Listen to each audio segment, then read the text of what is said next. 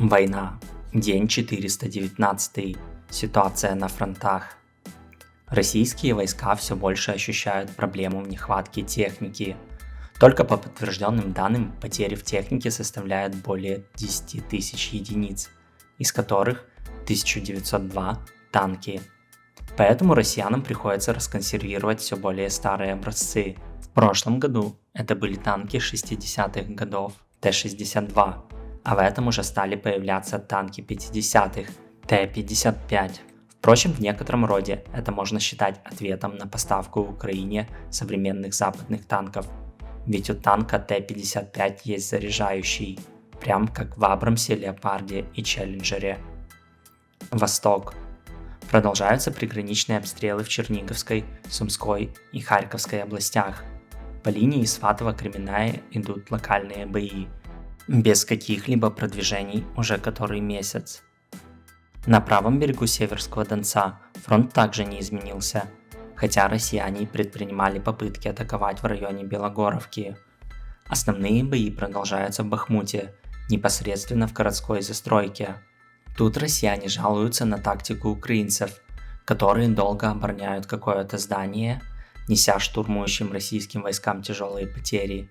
И когда все же россиянам удается добраться и зайти в здание, украинцы отступают, взрывая то самое здание, которое заранее было заминировано, вместе с вошедшими в него российскими войсками. За последние дни наемники Вагнера продвинулись через несколько зданий в северо-западной части города, а также с юга вдоль железной дороги.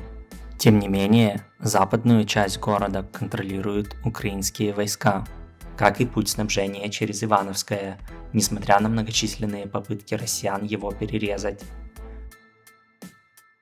Дальше бои в районе Авдеевки, где россияне направляют свои войска в бессмысленные пехотные штурмы, неся при этом большие потери. За более чем год боев им так и не удалось ни окружить город, ни даже в него войти. К северу от Авдеевки танкисты 36-й бригады морской пехоты были переброшены в район Новокалиново для поддержки 110-й механизированной бригады, и судя по видео, им удалось оттеснить россиян восточнее. Сегодня в Авдеевку приехал президент Украины Владимир Зеленский. Он посетил передовые позиции и вручил награды защитникам города. Дальше обстрелы вдоль всей линии фронта, но без продвижений.